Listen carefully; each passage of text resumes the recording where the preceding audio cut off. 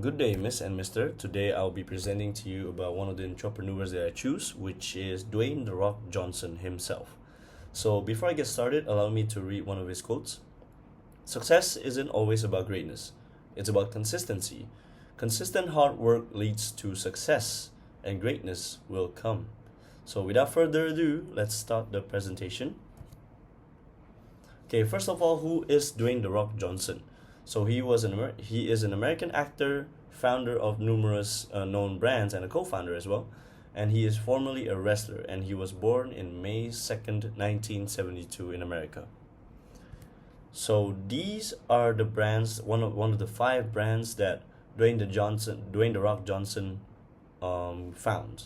So basically, we have Papatui, which is a men's body wash company. Then we have $7 Productions, which we will get into later. And then we have Zoa Energy Drinks. We also have Terramana Tequila. And finally, one of the most famous products of all, the most known products that Dwayne Johnson collabed with Under Armour, which is Project Rock. Next. So, what is his characteristics in entrepreneurship? So, first of all, he evolves relentlessly. So, basically, building from his wrestling legacy into his Hollywood legacy. So by building his wrestling fame, by building his fame from wrestling, so he got that experience from wrestling and getting used in the camera, getting used to all the crowd, and then he took his risk at Hollywood, which eventually turned him into a really good Hollywood superstar. And second of all, he developed a back against the wall mentality, which basically means that he channeled his struggles, everything that he has issues with, and making him the hardest worker in the room. So basically, that just made him one of the persons who were like, okay, I'm struggling with this. I really need to work hard, and that is basically the mentality that he has. And then, last but not least, turning setbacks into opportunities. So by turning setbacks into opportunities, basically is defined like a psychological phenomenon known as a growth mindset. So that's he wants to grow, not just wanting to stay. He sees his struggles, he sees his issues, he sees his disadvantages as something that he turns into an opportunity, which makes him realize, hey, how about we turn this into that? Turn the negative into the positive.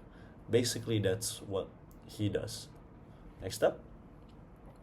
So, overall, Dwayne Johnson is a strategical risk taker. Yes, he is not just a gambling.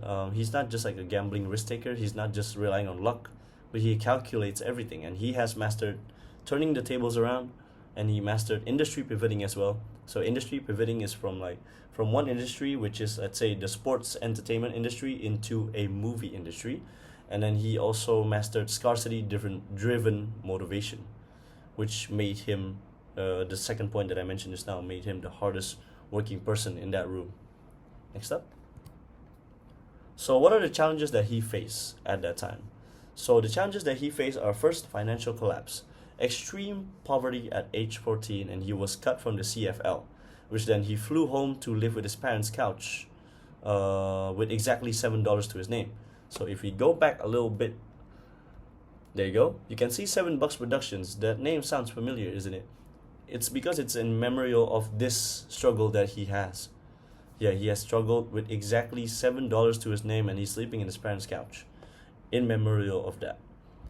And then we also have high stake operational disasters.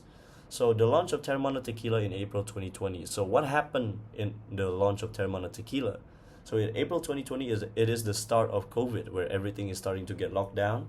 Every country is starting to get locked down. Bars are closed, clubs are closed, sports clubs are closed. Many places are closed. People are basically confined to their own homes, which made the sales of Terramana Tequila went down drastically. So that's why you have to pivot into other industries, which is the movie industry and many more. Okay, next, the impact. So what impacts did he has on America and even the world? Branding. Successfully brand a lot of consumer goods such as Zoa Energy, Terramana Tequila, and many more that I mentioned, and supporting major sporting ventures. And then other than that, in entertainment industry, he also led a massive global franchises by combining intense physical presence with relatable and charismatic charm in his movies, and also a little bit of comedy in there. And last but not least, philanthropy. Dwayne actively supports foundations such as Make a Wish, which is a foundation where they help dying children, children with cancer, people with cancer, anyone, where they have a wish and it will be granted. Like anything, it will be granted. And his own non-profit aiming for terminally ill children. Yes. So this is a picture that shows Dwayne Johnson's net worth evolution. So from 2010, he's age 38 with $30 million in his net worth, and now at last year, 2025, age 53, and he's at $800 million net worth. So how does it work in the States exactly? So what are the considerations that he needs to take, that Dwayne needs to take in order to make things work in the US? So first of all, it's authenticity, especially that he works in New York itself, like the Big Apple. Authenticity is something that we really need because we have a lot of talents in the United States. Every person has their unique talents. There's a lot of brands, a lot of startups, and whatever things that we mentioned. So he needs to be authentic with whatever that he has, what identity he has. He needs to be authentic with it. And the product differentiation is also crucial because in New York there's a lot of target markets, not just only children, not just only adults, not just only male or female, but there's many more. That's why he needs to diversify his product. And then third of all, he needs to sharpen his risk management skill. And last but not least, he also needs strategic equity as well. So in conclusion, and his future potential, which are the possible outcomes for Dwayne if he keeps going on with this. So first of all, we have one positive, which is a global footprint, making his name more well known to ease the brand awareness of his products. So it basically made if he keeps this up, he'll make his products more easily well known because it's already obvious. Oh, it's Dwayne The Rock Johnson. It's this guy who played in this movie and etc. And then if he keeps on doing this, he'll get billionaire status, which is positioned for massive payouts by maintaining at least 30% of equity stakes. And then last but not least, key man risk. This is something that is negative actually that I thought may or may not be a possible outcome for Dwayne later on. So reputation vulnerability, valuation trap, and many more can be a threat for his income further in the future because he is a celebrity, and people want to take down celebrities. Other celebrities want to take down other celebrities. So he's gonna have a lot of competition that really wants to take him down.